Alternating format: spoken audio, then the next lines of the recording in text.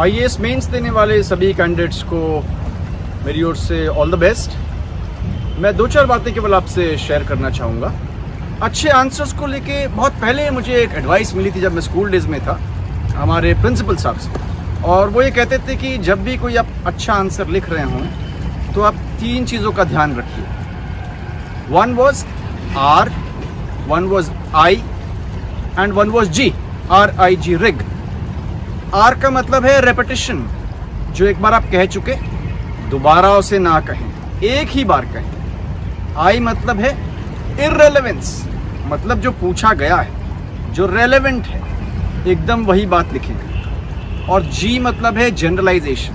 कई बार हम आंसर इतना जनरल लिखते हैं, इतना ऑर्डिनरी लिखते हैं कि उसमें कुछ भी खास बात नहीं है। इतना भी जनरल ना हो, जहाँ तक पॉसिबल हो एक अच्छा answer should be loaded with और लॉट ऑफ फैक्ट्स। और लॉट ऑफ फैक्ट्स की जब मैं बात करूँ तो गवर्नमेंट आधारित जो फैक्ट्स हैं, गवर्नमेंट के आंकड़ों पे, चाहे वो इकोनॉमिक सर्वे में हो, चाहे वो इंडिया ईयरबुक में हो, चाहे हमारी जो गवर्नमेंट की वेबसाइट्स हो, मिनिस्ट्रीज़ की वेबसाइट्स हो, वहाँ का डेटा हो, ऑथेंटिक हो, वो ज़रूर होना चाहिए। अब आ जाते हैं एक दूसरे एस्पेक्ट पे। एक बात मैं कहीं पढ़ रहा था कि जो अच्छी मूवीज़ होती हैं, जिनको बेस्ट मूवी का अवार्ड मिलता है, अक्सर उन्हें एक और कैटेगरी में अवार्ड मिलता है उस बेस्ट मूवी को, और 70% मामलों में उस कैटेगरी में अवार्ड मिला है। वो कौन सी कैटेगरी है?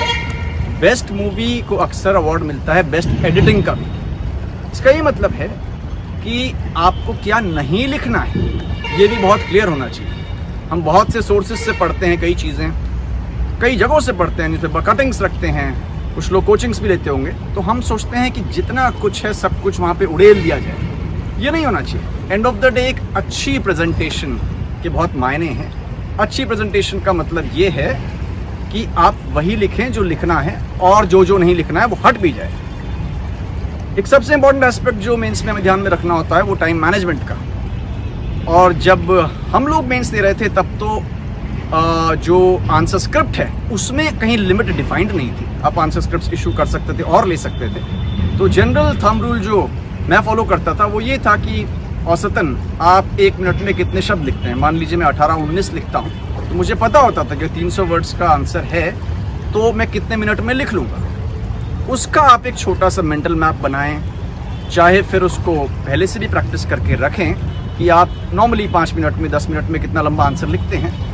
जैसे ही वो लिमिट क्रॉस हो जाती है आप तुरंत आंसर को कंक्लूड करें। इससे ये होगा कि आपके जो आंसर्स हैं अनबैलेंस्ड नहीं होंगे। कहीं ऐसा नहीं होगा कि आपने एक आंसर पे तो बहुत ज़्यादा ध्यान दिया है, लेकिन बाद में आप देखते हैं कि टाइम खत्म होता जा रहा है और बाकी सारे आंसर्स की क्वालिटी ख़राब हो रही है। तो शुरू से एक मोमेंटम रहेगा, एक पेस रहेगा, तो आपके सारे आंसर्स बहुत ही ज़्यादा बैलेंस्ड होंगे। और दोबारा कहना चाहूँगा कि आपका आंसर ऐसा हो जिसमें कई बार अपना ओपिनियन तो देना होता है, उसको आप ज़रूर दें, लेकिन एज फार एज पॉसिबल उस ओपिनियन को आप उसमें बहुत सारे फैक्ट्स भी ज़रूर दें जो आपको लगता है, ताकि आपका आंसर और कोजेंट हो और ऑथेंटिक हो और ज़्यादा बेस्ड ऑन फैक्ट्स हो।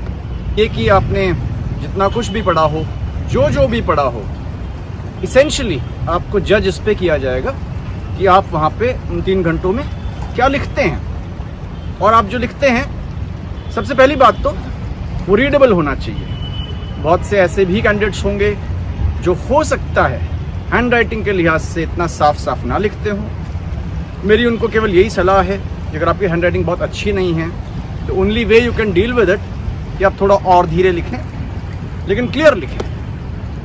थैंक यू सो मच और दोबारा आपको ऑल द बेस्ट।